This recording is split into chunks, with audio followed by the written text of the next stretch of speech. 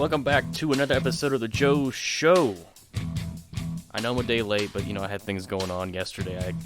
I couldn't do an episode, but I'm here today doing another episode of Joe Show. Thanks to everyone for. I've gotten a lot of good feedback on my interview that I did with Zach. I think that turned out quite well. Thanks again for Zach for doing that with me. I have another interview lined up potentially for next week. Will be with a very, very special guest, someone that's very near and dear to the lives of Jacob and I, which will be a surprise. Hopefully I can get that worked out next week for you guys. But today I want to do something a little bit more news related. It's not an interview. It's more of just what's in the news today. And it really has to do with this eviction moratorium that the Biden administration, the CDC, are trying to do. And then if we have time, because I don't want to go over time today, if we have time, I might talk about something that I heard on the Tim Pool show with Charlie Kirk. And it was a debate between Charlie Kirk and this guy Vosh from YouTube. And it was more something that Charlie Kirk said about freedom and stuff, that if we got time, I'll get to that. But if we don't, maybe I'll bring it up on Monday. We'll see. I don't know. We'll see what happens. But anyway, thanks for listening, everybody. This is the Joe Show, episode 11. It's kind of hard to believe I've done 11 of these already. I didn't think this would last very long, but yet here we are. So what I want to talk about is the eviction moratorium, and I guess more of the COVID craziness. I saw, I think it was yesterday, that the Bill de Blasio, the very failed governor of New York, basically issued a vaccine mandate. It wasn't a mandate that everyone has to get the shot, but if you want to do anything of fun or anything that's amusing in New York City, like, I don't know, go out to eat or go to a gym or go to a show, you have to get vaccinated. And he's calling it, this is your key to the city. And it's that is by way of a mandatory vaccine, which is completely bat guano crazy. It's funny how the left and people on the left will say, they used to be, very anti-big pharma and things like that. They used to be very skeptical of these big corporations, and rightly so for a lot of them. But when it comes to the vaccine, they just kind of throw all of that out the window and say, well, it doesn't really matter, what the efficacy of it is, if it's safe, it's not safe, it's effective, it's not effective, whatever, just get it. And it's like, wow, you do realize that these vaccines were made with taxpayer dollars, and no one is allowed to sue these pharmaceutical companies if there's complications, if they die from it, if they have some kind of life-altering event that happens after getting this vaccine. They're not allowed to be sued for any of that. And it's like, well, how are you supporting the big pharma? And it's like, well, we don't support big pharma. We just want you to get the vaccine so we're all safe. It's like, no, you are by way of supporting these big pharma corporations by supporting mandatory vaccinations, which I am willing to admit when I'm wrong, and I was wrong about vaccine passports and mandatory vaccines. I didn't think it was going to happen because I had thought that I thought we were past all of this. I thought the water, I thought it was water on the bridge at this point, that we're not going back to lockdowns, we're not going back to vaccine passports. It's just not going to happen because people are fed up with this. Well, I was, I think Jacob, or maybe not so much Jacob, I think I was just wrong about that. It turns out people do want this. Unfortunately, people do want to know if their neighbors have undergone a medical procedure, because now you have people on the Tweety and other things saying that, I have a right to know if everyone on this train or this plane or going into this restaurant has been vaccinated or not. It's like, no, you don't. I mean, you didn't really care about the flu vaccine, before COVID. No one really cared about that. So it's, I talked about that on Monday, about with the Alan Dershowitz thing, about having a right to know. Like, you don't have a constitutional right to know whether or not someone next to you has undergone a particular medical procedure. So anyway, hopefully Jacob will be feeling better by tomorrow. I know he's got some big things going on tomorrow, which I won't get into on the podcast because I'll let him announce those things. But he's been feeling a little under the weather here recently, so hopefully he'll be feeling better by Friday. If not by Friday, then we'll be back on. He and I will be back together on Monday, and then he'll be back the following Friday. So if there's no show Friday, it's because Jacob's not feeling good, and I can't physically do an episode because I will be at work, slaving away at work. You know what? Scratch that. I like what I do, so I can't say I like what I do. Anyway, so the things behind the eviction moratorium that just proves yet again that Milton Friedman was right. Milton Friedman, the great free market economist of the Chicago School. He's not Austrian, Chicago, but he's still pretty cool. Had a famous quote one time that he had said, "There's nothing more." I forget now. I as soon as I hit record, I always forget these quotes that I can always recite just off the off the top of my head. It's like there's nothing more temporary than a government, or there's nothing more temporary than a government program. I think I butchered that. I can't remember what it is now. Anyway, so Milton Friedman had this quote that there's nothing about government programs, how they always last forever, is that there's nothing temporary about it. It just goes on and on and on and on. And that is certainly true with this eviction moratorium. So the eviction moratorium was originally put in place by the CDC. Now, where the CDC got this authority back in September of last year, the CDC said that you're not allowed to, landlords are not allowed to evict people from their homes. Where they got that authority from, I have no idea. I haven't the foggiest. Well, they kept extending it and extending it and extending it. Well, they just did it again, along with the Biden administration, to extend it again so people wouldn't be allowed to be evicted from their homes.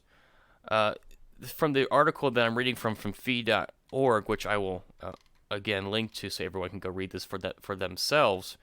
The author of this article wrote in September of 2020 that from draconian lockdowns powers to taking over the rental housing market, is extremely unlikely our elected officials will cede all the authority they've seized during the pandemic. They will give up that authority. We are now witnessing my prediction play out in real time. That prediction is, okay, once they have taken this power, they're never going to give it back. That's the reason why there's this push. We're in suspended animation, if you will, whether or not Joe Biden's going to mandate vaccines on a national level, or he's going to do lockdowns again from the White House on a national level. We're all in this kind of suspended animation. We don't know if it's going to happen yet or not. So under the Biden administration's purview, the CDC just unilaterally renewed its so-called eviction moratorium. It did so after the nationwide near ban on evictions of non-paying tenants, which expired this past Saturday, and in spite of Congress not passing legislation to renew it. So, from what I understand, what was supposed to happen is that, okay, the CDC said we can't evict anybody. Okay, whatever, fine. Well, everyone said, okay, well, we got to have some congressional legislation to back this up, because if the CDC can say, okay, you can't evict anybody, then they can literally say they can do anything. If they say that landlords are not allowed to evict people out of their homes, then what's to say they can stop them from mandating everyone has to get one of these 3 or 4 vaccines, or everyone is forced to wear a mask? The CDC has no authority to do those things. They can make recommendations, and a lot of them have been wrong, but they have no force behind them. The new CDC order is somewhat more limited than the original one, claiming that only areas with substantial and high levels of COVID-19 community transmission. But this reportedly applies to roughly 90% of the U.S. under the CDC's definition. The 2-month extension will now run until October 3rd, which presumably they will again be pushed for its extension. So they have until October 3rd to extend it or get rid of it. I'm hearing that the Biden administration, this is the last time. No, we're not going to do it anymore. It's like, well, you just extended it yet again, even though you have no authority to do so. This is what the CDC director said. The emergence of the Delta variant has led to a rapid acceleration of community transmission and transmission in the United States, putting more Americans at increased risk, especially if they are unvaccinated. The moratorium is the right thing to do to keep people in their homes and out of congregated settings where COVID-19 spreads. Okay, that may or may not be true. I don't really the part about the spreading of it. Okay, that may or may not be true. But as far as is the right thing to do, well, I'm sorry, man, but can you show me where you have the authority to do this? Is there going to be any kickback to the landlords who are not getting paid rent fees? What about the rent? What about the landlords? I know everybody likes to hate on the landlords, but they got kids to feed, they got bills to pay too. Is there any retribution for them? My guess, no, because everybody hates landlords, which I don't quite understand why, but we'll get into that in a minute. The article goes on to say the CDC is renewing this policy yet again, even though the Supreme Court only narrowly upheld its last iteration. Supreme Court Justice Brett Kavanaugh specifically wrote that clear and specific congressional authorization, new legislation, would be necessary for the CDC to extend the moratorium past July 31st. So, in other words, the CDC has no authority to do this. Zero. Zip, nada. Not one iota of authority do they have to extend an eviction moratorium, nor does the Biden administration. So neither one of them can extend this. The short version, the CDC does not have authority to do this. Well, and guess who agrees? Of course, the Biden administration agrees with this. The White House officials have repeatedly acknowledged that the federal government lacks congressional authority to review the order without Congress. Biden even said that. He had said, I think more than once, that he didn't have the authority to do that. But yet, here we are. Here we are.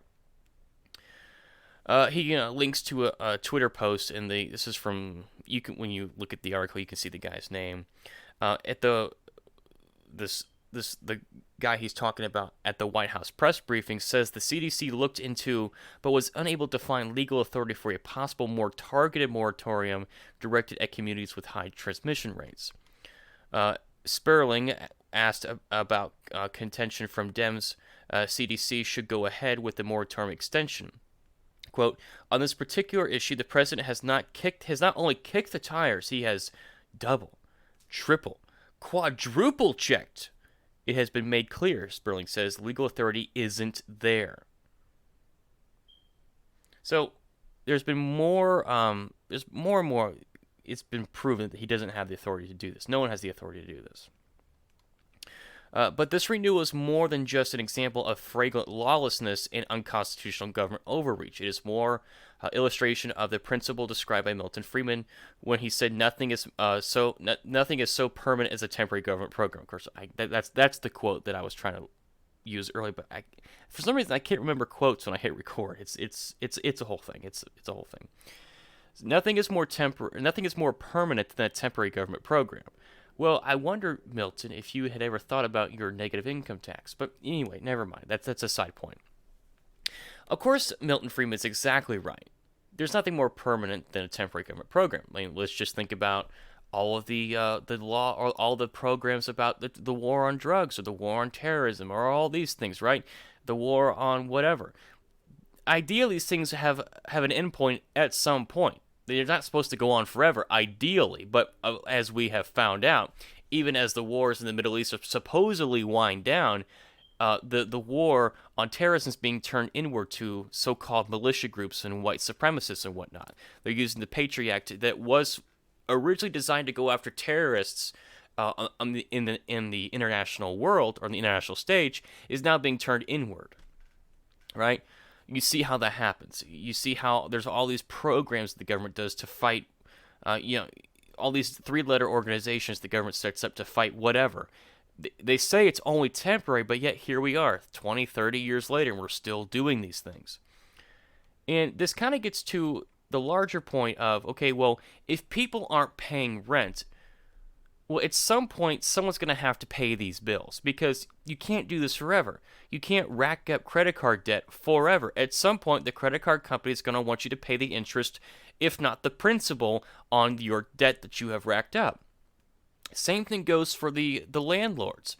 At some point, they have to pay the bills to fix stuff at the apartment complex. right? Because as a renter, if the washing machine goes out, the landlord has to fix it. That's kind of how renting works for a lot of people in certain areas. So if you're not paying your rent and he doesn't have the cash on hand to fix these things, well, you're going out with a washing machine or a dishwasher or a water heater, or, man, the roof really needs to be replaced. Well, there's no money there, so I guess you're going to have to be stuck with a leaky roof. You know what's also funny is that all of these renters that are not paying rent, who got stimulus checks, well, they're buying all kinds of stuff with stimulus checks. They're going on vacation because they're not having to pay rent. Now, some of them could afford to pay rent, but they're like, why would I pay rent if I don't have to? So they're going on vacations, they're buying new cars, they're doing all this and all that. Meanwhile, the landlord is like, I don't know if I can keep this place open much longer. So it's a lose-lose no matter what. Because at some point, these people are going to have to pay rent, and they may not have the money, and they're going to be forced out anyway. And then there's the problem of, according to this article, the moratorium has created a $21 billion backlog in unpaid rent, and millions of evictions will occur when this is allowed to expire. The costs grow even bigger with every day it's left in place, which is, again, exactly right. So it's $21 billion today. By the time this is eventually over, it could be 40. It could be $50 billion in unpaid rent. Do you think landlords are just going to be able to write that off? No, of course not. I don't understand the hatred towards landlords.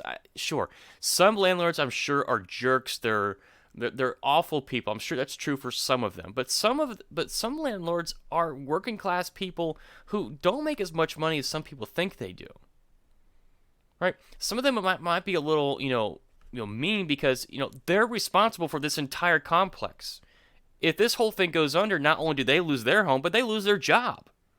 And now they're on the street just like you. So I think a little respect is in order. It should go both ways. But it's uneconomic. It is there is, for anyone who supports this, not only is it uneconomic, but it's just wrong. Because you can't do this forever. Like, if everyone just decided to not pay their mortgage if you owned a home because, COVID and people aren't working, well, whose fault is that? It's not COVID's fault. It's the government's fault for shutting everybody down. It's not the renter's fault because he can't pay his rent. It's the government's fault for taking his ability away from making money to pay his rent.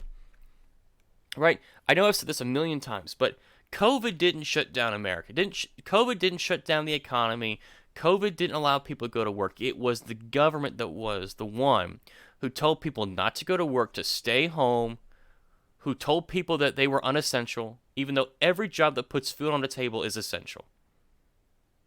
But yet they have the arrogance and the not only the arrogance, but the privilege of those in the higher up in the government, in the White House and the CDC and the WHO and whatever. They have the arrogance and the privilege of saying, well, these jobs are essential, these jobs aren't essential.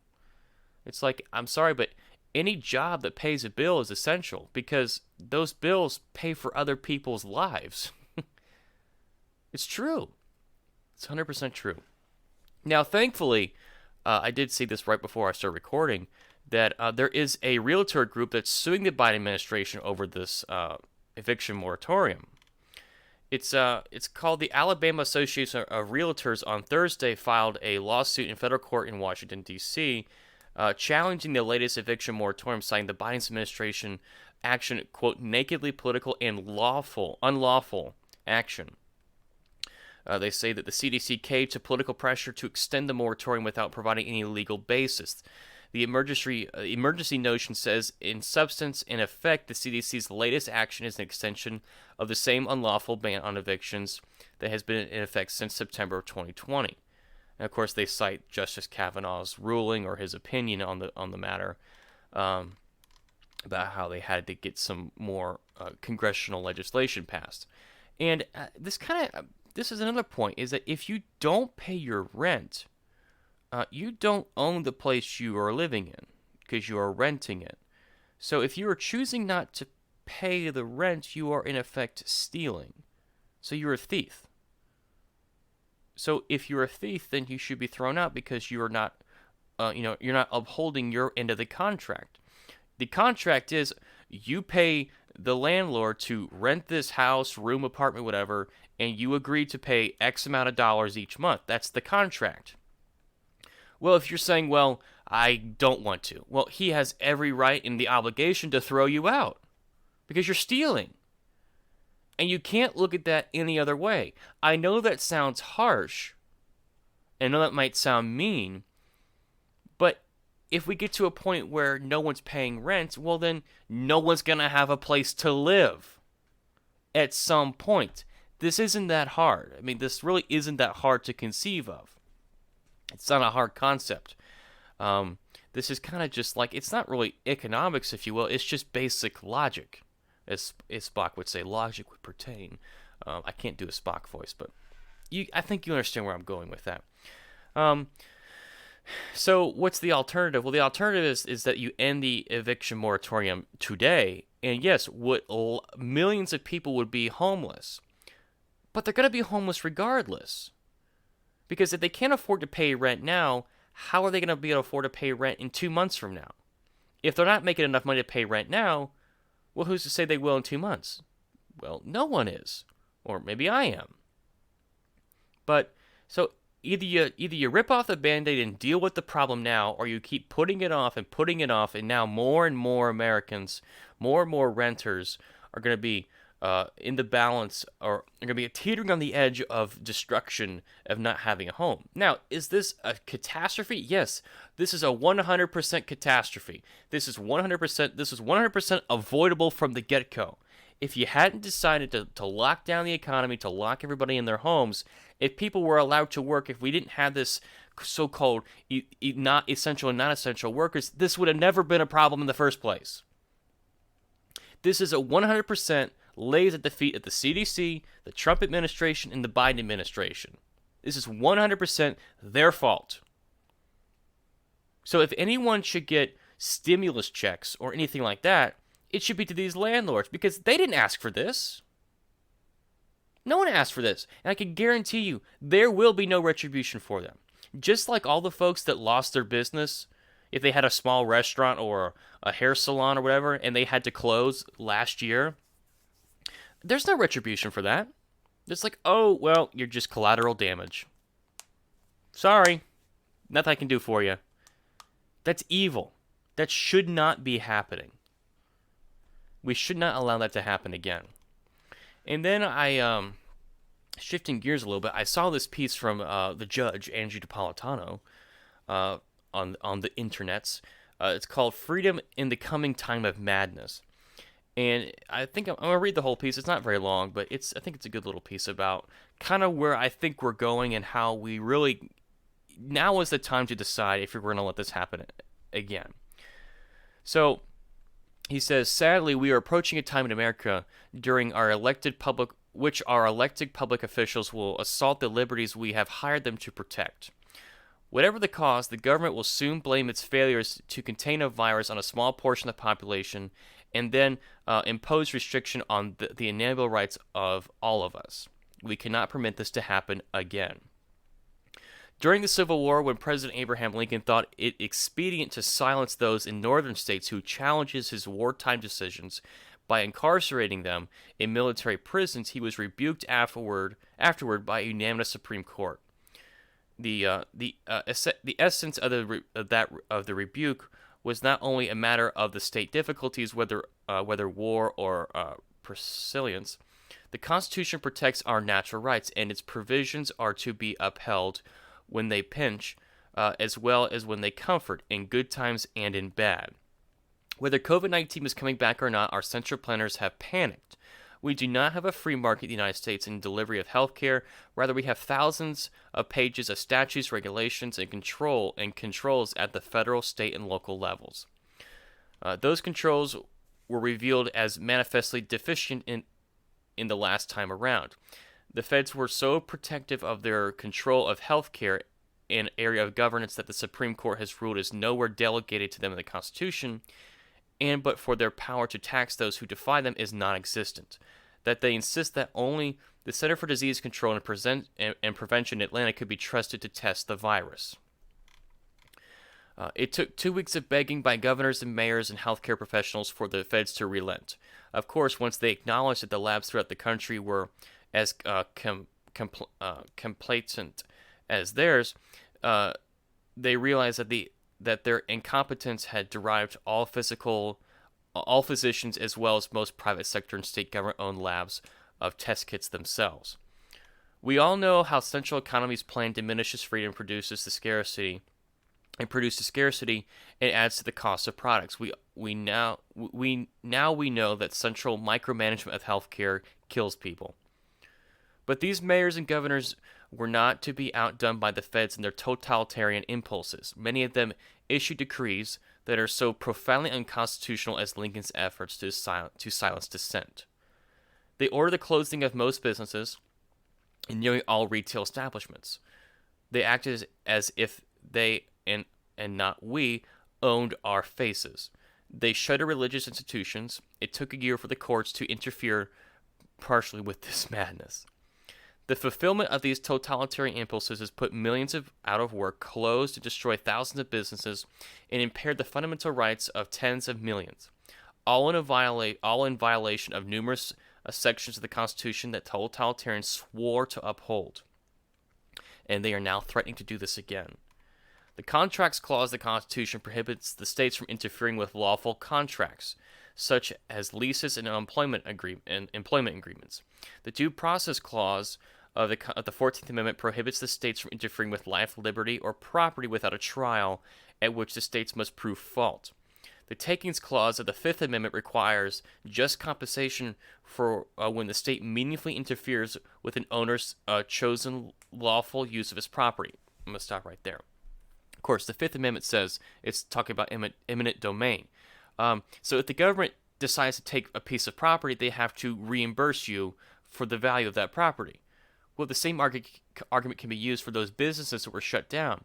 If you're going to shut these businesses down, you have to give them the amount of money that they would have made over that period of time. Otherwise, it's just theft. Back to the article.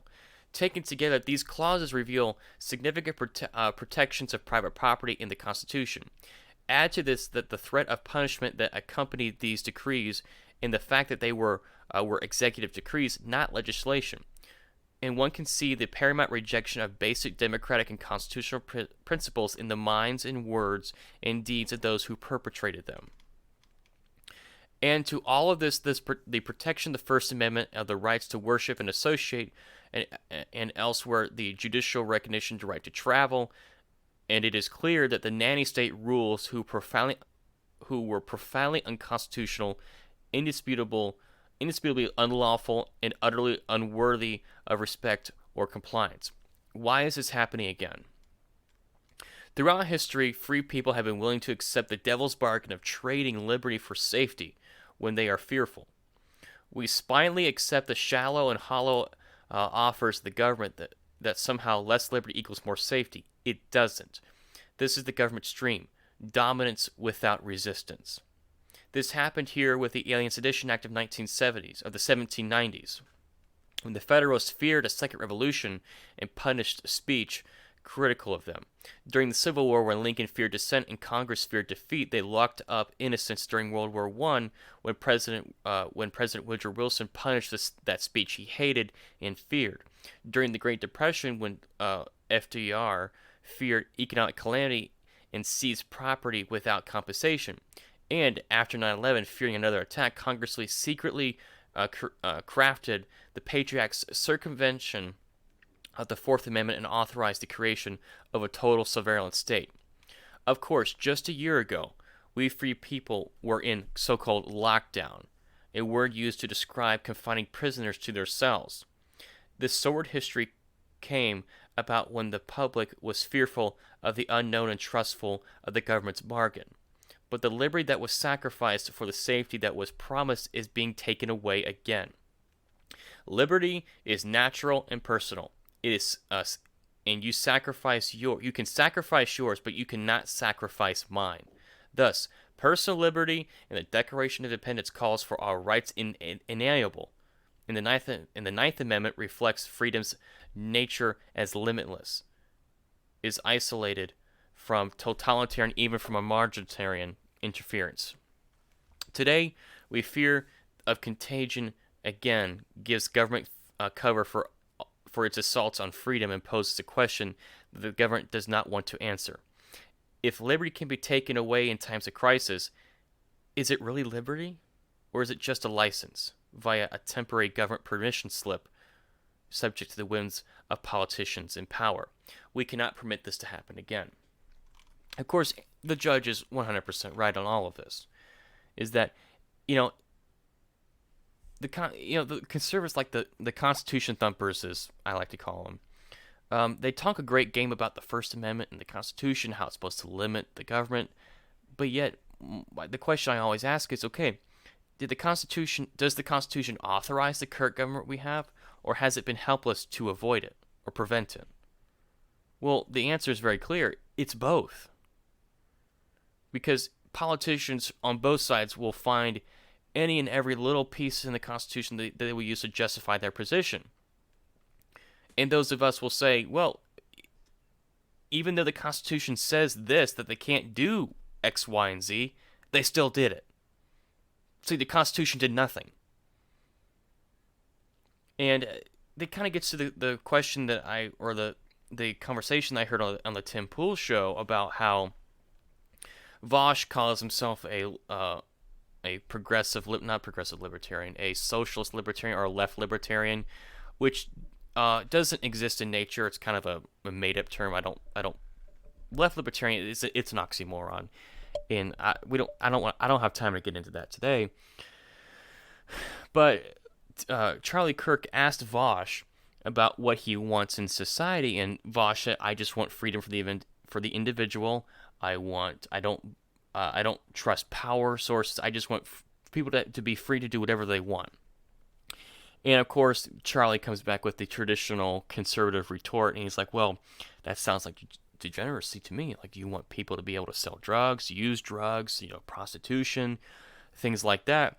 You want people to be able to sell drugs to kids." And it's like, well, no, you can't do anything that harms another person, because if you harm another person, you take their rights away, right? If you were to steal someone's car, yes, that you are violating someone's rights. And he says, well, then you believe in a conservative, you're conservative in that way. It's like, no, that's not conservative at all. That's just right and wrong. It's nothing conservative about it. But the conservatives will say, well, we don't want people to take drugs or engage in prostitution, therefore we have to have laws against it. Well, I hate to break it to you, conservatives. You can pass all the laws you want, but people are still engaging in prostitution and buying and selling drugs. If someone were to sell drugs to you, that's a personal decision, right? They say, well, drugs harm people. Yes, they do. But you know what also harms people? McDonald's, Coca-Cola, right? We have an obesity problem in America. We have a problem. People consume way too much sugar. My mom and I had a conversation about this, and she was like, "You know how many pounds of sugar people consume in a year here in America?" And I was like, "I don't know, maybe 20, 25 pounds?" No, it's 150 pounds of sugar people consume every year. Rewind 100 years ago, it was not even 10 pounds of sugar people consumed. And where is the sugar coming from? It's coming from soda. It's coming from everything that you buy at the supermarket. It's coming from these fast food restaurants. You talk about the diets of Americans. Look at what people are eating. Fast food. All of this food is terrible for you. But yet that's okay. We're allowed to do that. You're allowed to eat yourself to death, and that's perfectly fine. You won't throw the companies in jail. You won't throw the workers in jail. You won't throw the people in jail. You can eat till you explode. But don't you dare smoke weed, because you might harm somebody. You might leave a fatherless or a motherless home. You might do something irrational. It's like, well, we're killing ourselves over here eating McDonald's every day, but smoking weed, that's the real problem. That's what we really got to look out for. It's like, no. And furthermore, throwing someone in a cage doesn't deal with the problem of addiction. Because when you get right down to it, it doesn't really matter if it's drugs, alcohol, sugar, caffeine, whatever. It's addiction that's the problem. It's not a criminal problem, that's a medical problem. You shouldn't deal with people that have an addiction problem by throwing them in jail, right? We don't throw drunks in jail because they're drunk. You send them to AA. You send them to get better. You send them to rehab. You don't throw them in jail. And there's always the argument that Dave Smith makes from Part of the Problem. He says, I don't think that prison rape is a good way to deal with addiction. Because there's an epidemic of prison rape that goes on in jails here in America. So you want to subject people who had maybe just a gram or had a joint on them to prison rape? Is that really going to deal with their addiction? No, it's not. It's a very inhumane way of dealing with these things. And then the conservatives will come back with, well, are you glorifying? Are you trying to normalize it? No, I'm not normalizing drug use or prostitution. I don't want people to do those things. I would do everything in my power if I knew someone that was engaging in those things, whether it's drugs, prostitution, whatever, to get out, to not do those things, because those things are immoral. They're harmful to you, just as is chugging, the big gulp from the gas station. So no, if I wouldn't sell drugs. I would advise everyone not to do those things because they're harmful to you. But I don't think you should be thrown in jail for it. I don't think a prison sentence is a good way to deal with those things. So no, they shouldn't be normalized. They shouldn't be championed. That's where libertarians and a lot of folks go wrong.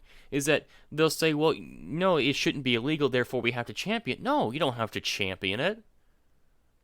What about selling drugs to minors? No, that you should not be allowed to do that. I don't think children up to a certain age know what they're getting into. So if you're trying to sell drugs to 10 and 12-year-olds, no, you should go to jail for that because you're a scumbag. What about child pornography? Yeah, children do not know what they are doing. If you are engaging in that and making that, you should go to jail for a very, very long time because you're harming and endangering a minor that will have to deal with those things for the rest of their lives. So no, you should go to jail for that. This isn't that hard. If you do something that physically harms somebody or financially harms somebody, that's a problem. You can't allow that to happen. You should go to jail for those things. But if you're altering your state of if you are altering your state of consciousness by ingesting certain drugs or whatever, or you're smoking, or you're eating the Big Macs and sucking down the big gulps, you shouldn't go to jail for that. That's a personal decision you make.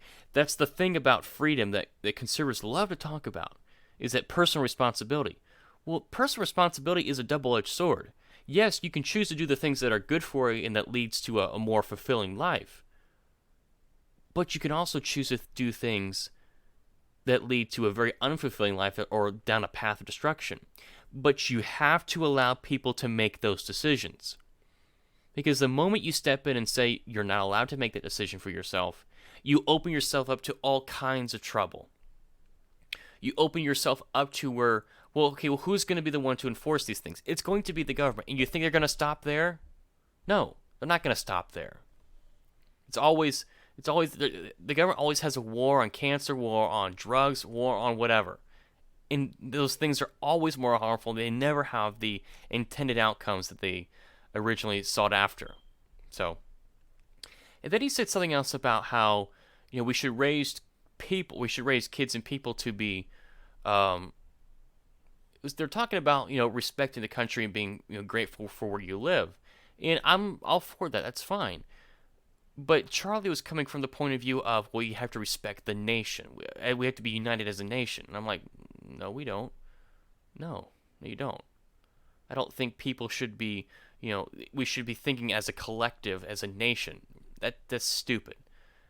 I think, if anything, you shouldn't be proud to be an American. You should be proud to be a Floridian, or a Georgian, or a Californian, or a New Yorker, or a South Dakotian, if that's how they say, or a Texan. People shouldn't think of themselves as Americans. They should think of themselves as, hey, I'm from Texas, or I'm from Florida, right? Jacob and I were born in Florida. We live in Georgia now. But man, I am sure glad to be a Floridian with someone like Ron DeSantis in charge down there, basically saying, you're if the government if Biden wants to mandate masks or vaccinations, he's basically saying, I'm standing in the way of that, doing what a governor should do. Man, I'd be proud to be a Floridian right now if I was living there. And so we had to put up with our idiot governor here in Georgia, who is always late to the party, but that's another story. So no, you shouldn't think of yourselves as an American. You should think of yourselves, hey, I'm a Georgian, I'm a Floridian. Well, but let's take that a step further. People shouldn't be so concerned about the nation. People should be concerned about their community, their family, their kids. Your first priority is not to your nation. Your first priority is to those around you. Whether that's your family, your friends, your children, your community. That's who your first priority is when it comes to being, part of a country or a state or a community. Right? People shouldn't be worried about taking care of the nation. They should be worried about taking care of their family, taking care of their kids and their community. Because you can't have a nation if you don't have communities and families. Right? The family is really the backbone of any civilization. So before you can even think about, well, I'm an American, you got to think about, well, I got to think about my county, my church, my Boy Scout group, my family, my kids, my schools. That's where it starts first. And then it can grow from there. But the conservatives push this thing about nationalism so hard, but yet they talk a good game about the family, but they really don't do anything about it. You gotta wave the flag, you gotta sing the national anthem. It's like, well, man, our families are struggling here. Divorce rates are higher than they've ever been. Suicide rates are higher than they've ever been for teenagers. We got problems with kids not doing well in school. We got problems in churches. We got people not going to church if that's what you want to do. There is a true degeneracy problem in our culture, with whether it's entertainment, music, movies, Hollywood, in athletics, especially on the national level with football and baseball and even some of these Olympic athletes. There's a real problem there. So you got to fix those problems first before you can start thinking about the nation as a whole. And, hopefully once people deal with those problems at home, they really won't be worried about what other states are doing. Because you can't look at what's going on in California and criticize them if you've got rising crime rates in your own city, if you live in, Chicago or whatever. It's like, no, if you live in Chicago, you should not have any opinions on what people are doing in different cities or different states. Like, you've got a real problem in Chicago with crime. It's always been that way, and it's always like continuously getting worse, but like, you've got to deal with those problems first before you can ever think about doing anything else. So, and that's one of the reasons why that's one of the reasons I'm not a conservative, and I don't like conservatism, because conservatives will just say stop, and that's where it ends. They don't fight, they don't do anything. They just say stop, and then the left and the progressive movements and the postmodernists always end up getting what they want in the end, because conservatives don't put up a real fight, because they're like, well, we reject change. We just want to deal with tradition, and we're just going to say stop to the progressive movement. And it's like, well, if you're not offering anything new to the table, because eventually things do need to change around at some point, they just say stop. We're not doing that right now. And it's like, well, you do need to have some reform somewhere. You do need to change some things. You can't just say stop and just hope the problem goes away, because it's not how things work, unfortunately. But anyway, that's it for today. Of course, we went over time, but whatever. Jacob hopefully will be back on Friday. Maybe he'll do a live stream. Maybe it'll just be audio only. We'll see what happens. But then he and I will be back together on Monday. With the Standing Brothers show. It's going to be a jam-packed show. I don't know what we're going to talk about, but it's always going to be fun. And then I'll be back here again next week, possibly with another interview. So until then, folks, thanks for listening.